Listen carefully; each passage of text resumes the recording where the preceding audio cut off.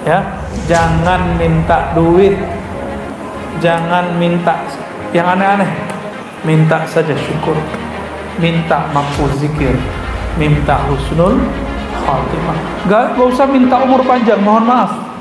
Nih kalau para kiai ngajarkan umur panjang, nanti dipanjangkan 1000 tahun, giginya ompong semua, jangankan gitu, umur 80 sudah mulai turun kok. Umur 60 udah mulai turun Bu ya. Kena gravitasi bumi ya. Giginya sudah berpulang kepada Allah. Gigi udah duluan pulang. Umur 60 sudah pulang terus masih minta umur panjang. Nekat namanya. Jangan minta umur panjang, minta husnul khotimah. Mau umur pendek atau panjang, kalau husnul khotimah dihitungnya panjang.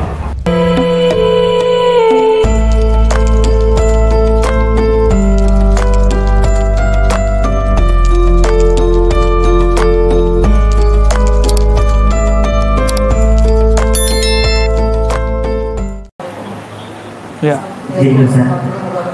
Assalamualaikum. Kami ini penggemar Ustaz. Setiap hari di rumah dengar suara Ustaz. Jadi sering Ustaz bilang ada ijazah seperti Rodi itu bilang di rumah. Maksudnya Ustaz, mobilku kamu kok di rumah kita amalkan itu bisa. Dan kita berzikir itu Ustaz perlu bisa masuk benar-benar masuk ke hati. Memang kalau lagi sama-sama nih rasanya kita banyak hal lain, jadi karena banyak dosa kali ya. Jadi mohon penjelasan. Assalamualaikum warahmatullahi wabarakatuh. Nonton kenapa bisa konsentrasi? Karena ada yang dilihat. Pernah nonton tapi subtitlenya nggak ada, bahasanya bukan bahasa Indonesia, bisa fokus nggak nontonnya? Nah, paham maksud saya? Kalau ingin menonton kolbu, pahami yang dibaca, kenali yang punya nama.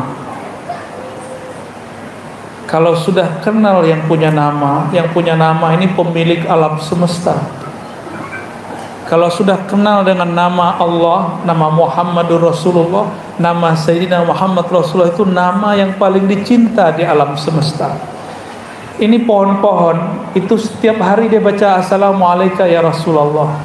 Kalau nggak mati deh. Kalau dia nggak sebut nama Allah sama Rasulullah, mati itu pohon. Maka sahabat Nabi ketika mereka menemani Rasulullah SAW jalan, mereka dengar. Jadi sahabat Nabi dengar apa sapaan pohon-pohon, sapaan batu-batu. Itu batu dan pohonnya apa nama Rasulullah. Gimana kira-kira tuh?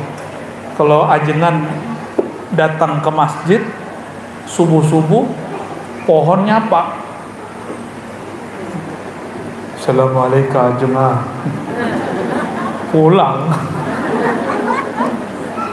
Tapi beliau langsung zikir, la ilaha illallah, gitu. Keluar zikirnya. Ya. Nabi Muhammad SAW setiap keluar begitu. Wali-wali Allah juga begitu.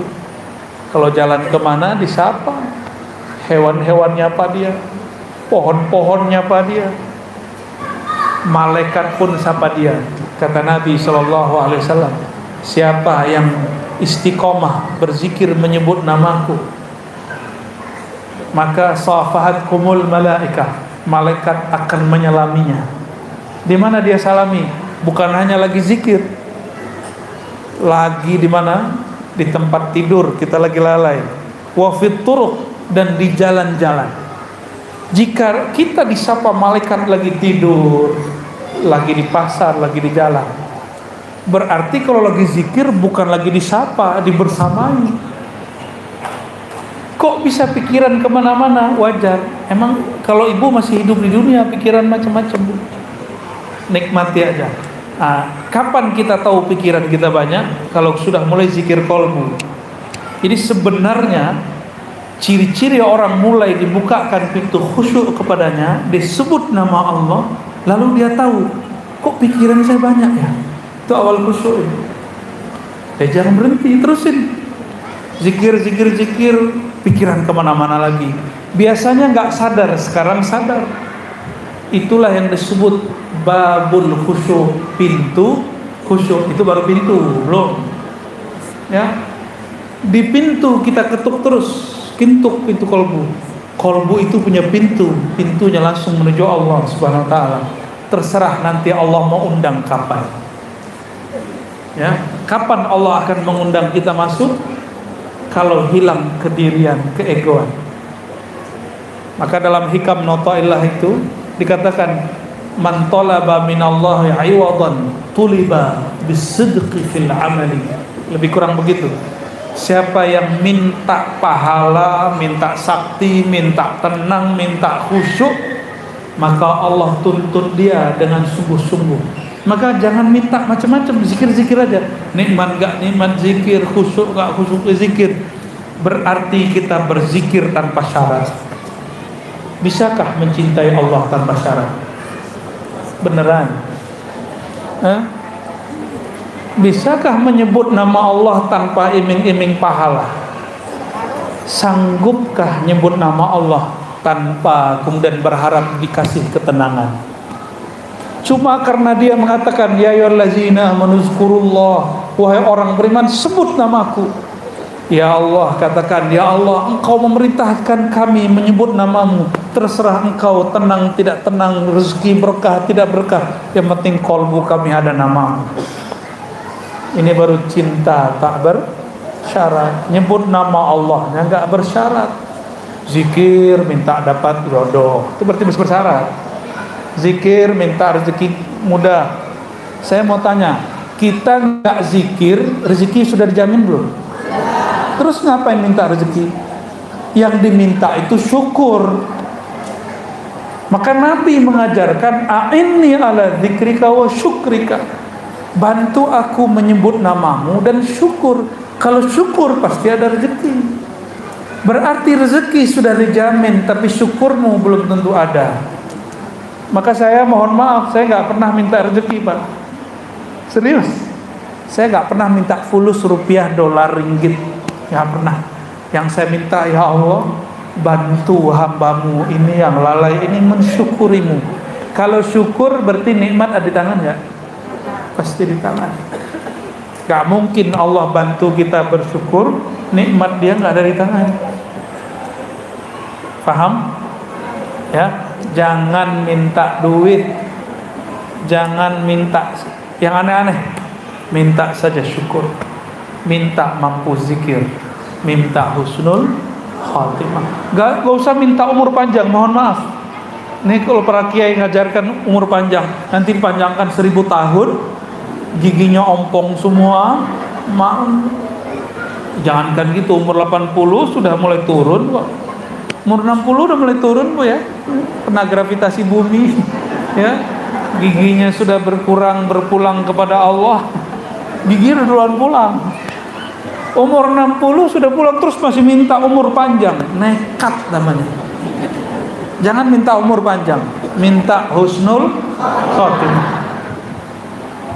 Mau umur pendek atau panjang, kalau husnul khotimah dihitungnya panjang. Orang itu nanti akan dikenang hidupnya. Itu yang disebut husnul khotimah, panjang umurnya. Ya, dimohon maaf, doa minta umur panjang tolong dihentikan. Kalau mau minta umur panjang seperti di hadis Tirmizi, khairukum man tala umruhu wa hasuna amaluh. Sebaik-baik kamu orang yang panjang umurnya, baik amalnya. Banyak yang panjang umurnya tapi nyusahin orang. Panjang umurnya tapi dia sudah lupa sama dirinya. Untuk apa hidup begitu? Di Banjar, Ibu, ada orang umur 200 tahun, 300 tahun ada. Cuma orangnya dirahasiakan Allah. Ada yang lebih barangkali. Kita ketemu murid-murid beliau. Ada. Loh, mana mungkin Ustaz ada orang umur di atas begitu? Saya tanya balik, Allah sanggup gak memanjangkan umur iblis? Iblis loh ya. Iblis sudah berapa umurnya? Di surga iblis zikir 18.000 tahun. Saya gak tahu waktu di dunia. 18.000 tahun di surga. Gimana? Umurnya panjang? Allah sanggup memanjangkan umur iblis? Masa Allah nggak sanggup memanjangkan umur Nabi Khidir? Masa Allah nggak sanggup memanjangkan umur wali Allah? Wali Allah itu nggak dimatiin kalau dia nggak minta mati. Imam Bukhari minta mati baru Allah jemput. Sudah sekian kali orang mau bunuh dia nggak mati-mati, selamat aja terus. Tiba-tiba beliau sudah capek, pergi lari dari orang-orang zalim. Apa kata beliau sampai disamarkan, ya Rabb, malam ini jemputlah aku. Dia usap tangannya, langsung dia rebah. Dikuburkan juga malam itu. Kuburnya digali di dalam bawah tanah. Alhamdulillah kami dapat izin ke sana. Wali Allah begitu, suka-suka dia mau meninggal kapan. Dan wali Allah itu disebut wali karena ada tugasnya. Kalau tugasnya belum selesai, dia belum berpulang. Sama Bapak Ibu ini, kalau tugasnya belum selesai, sebenarnya punya tugas. Kan semua kita ini sebenarnya bakat kewaliannya ada. Maka disebut wali am, wali umum. Tapi kalau dia kenal Allah, tahu tugasnya, dia wali khas. Ya, dalam teks-teks yang saya temukan di ulama-ulama Kalimantan, siapa yang kenal ma'rifatullah, dialah kekasih Allah. Siapa yang memahami kalimatullah, ma'rifatullah, lalu mampu mengajarkan kepada makhluk-makhluk Allah, dialah para khawas. Siapa yang mampu mengenal nama Allah, rahasia-rahasianya, sifat-sifatnya, lalu dia simpan mana yang pantas disimpan, dia ajarkan mana yang perlu diajarkan, dia khawasul khawas. Jadi tugas kita cuma itu ya. Ada wali kekasih Allah cuma dititipkan satu nama di kolbunya, cukup. Itu sebanyak-banyak ya. Sudah jam 11. Hah? Kita sampai jam berapa? Sudah. Wah, sudah selesai kata Bunda Hajah.